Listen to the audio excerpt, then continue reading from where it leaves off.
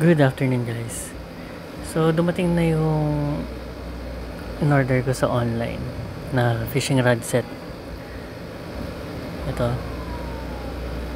Sugay lang. So mura lang siya. So itatry lang natin to kung okay. So pakita ko lang din yung mga kasama. Yan. Tulad na itong swivel. Itong sinker. Itong bell. Ito isa pang mga hook din to eh. Tapos floater. Ito itong stopper.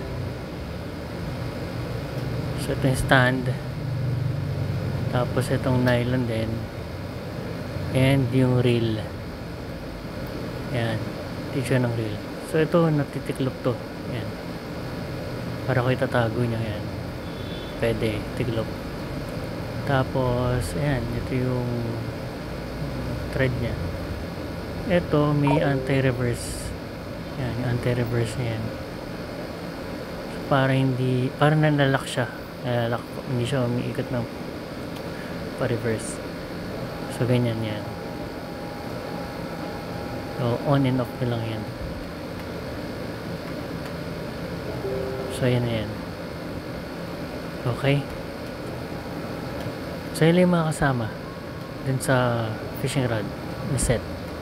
So ngayon naman guys, gabit natin tong reel sa pole. So yan siya. So ito yung dalawang yan. Pasok nyo lang dyan pag ganyan. Tapos higpitan nyo lang to, screw nyo lang hanggang sa humigpit. Yan. So okay na yan. Okay na yan. Pag hindi na gumagalaw, okay na yan. Okay. So that's it. Ganun kadali. And then yung naman yung nylon nya, inline, papasok natin doon sa mga holes. Tapos ito, yan. Yan, baba niya yan. Ganyan. Okay, luwagan natin, puput natin yan, tapos higpitan natin, higpitan. So yan, yung nakaipit na nylon na yan, tanggalin nyo lang yan, tapos ipasok nyo dito sa butas. Yan, pasok nyo dyan. Okay, ganyan. Okay. Yan. So, okay na siya. Ganyan.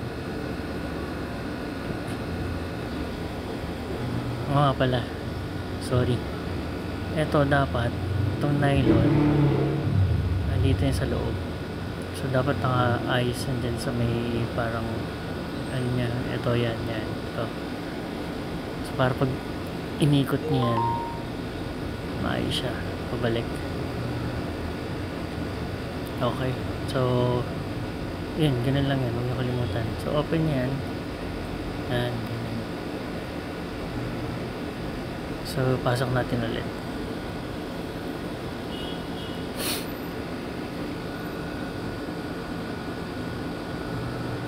Yan, ganyan.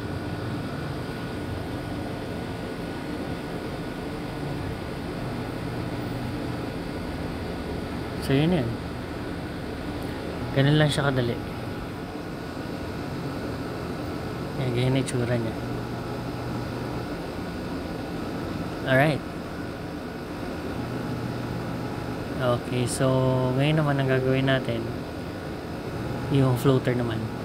So guys, kabit na natin yung floater. Ngayon, maglagay muna tayo ng stopper. Yan, pasok nyo lang dyan. Yan. Okay na yan. Silain nyo lang to. Ito. Pasok nyo dyan. Silain nyo lang. So, ganyan lang. Okay, ganyan. So, adjustable naman yan eh. pwede nyo i-adjust yan kung gaano kalalim yung tubig na gusto nyo. So na-adjust naman yan, so okay na yan. So para maipakita lang natin kung paano, then lagyan natin ng swivel. Okay, ito yung swivel. Pasok ulit natin.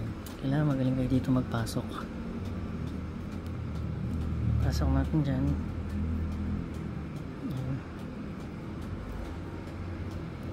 So yan, so stopper. Yan siya. And then magkabit ulit tayo ng isa pang stopper. Yan, another stopper.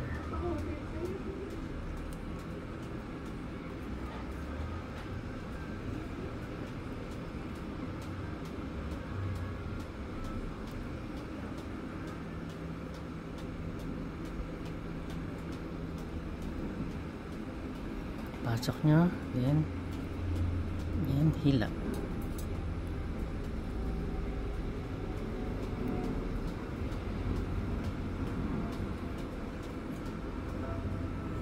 Just like that. Okay, so yun na, meron na kayong ito, pwede i-adjust din. Gusto nyo ng ganyan para hindi gumagalaw, or lugan nyo lang konti. So ang purpose lang nito para makita lang nyo kung paano gawin. So ito, kabit nyo na dito. Ay, dito pala yan, pag ganyan. So since to wala pa kasing butas eh, butasan muna natin. Yan.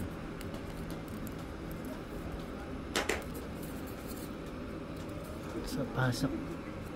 So ito, ayan. May lock yan eh. So unlock nyo lang. And then pasok nyo yan. Ayan, lock. So ganyan lang siya kadali. Yan, may floater ka na.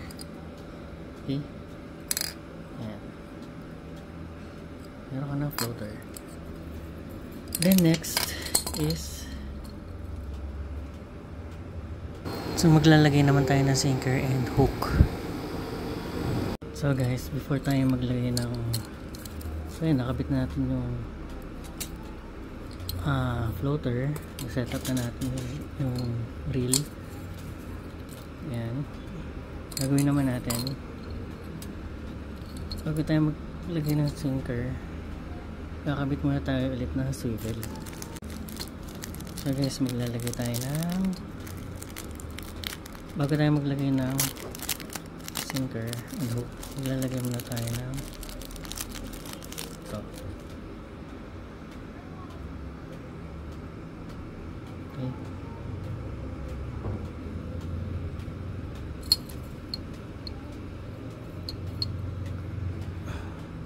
So lagay natin dito. Ganyan. Pasok niyan. And then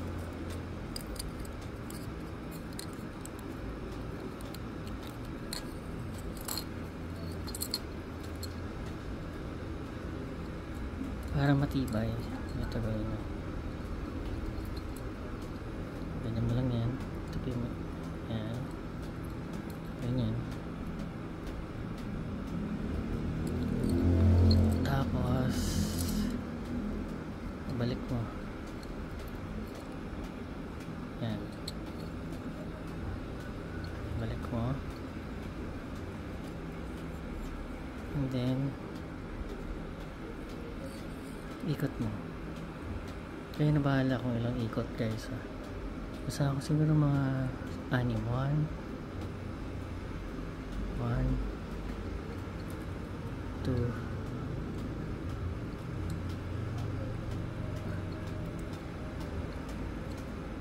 1 2 3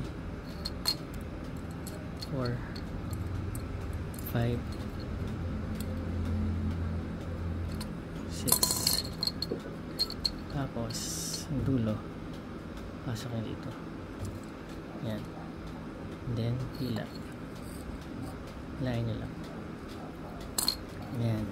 Hilain nyo lang. Hilain. Hilain nyo lang. Hila, hila, hila.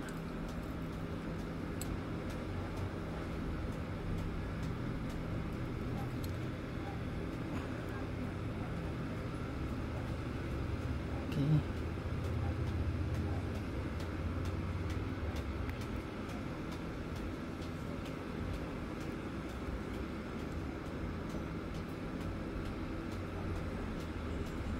Hilain nyo. So, ayan na siya.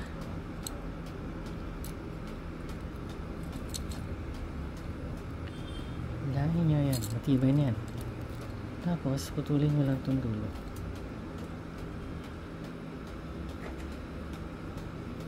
Ito.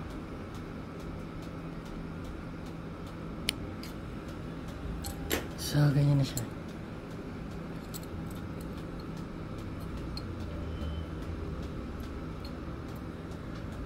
So yan guys, kinabitan ko ng isa pang swivel, yung dulo, para dito nyo lang ikakabit yung hook mo.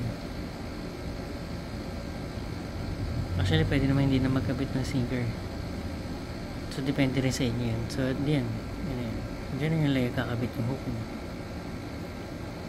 Okay, ayan, okay na yung pamingwit natin.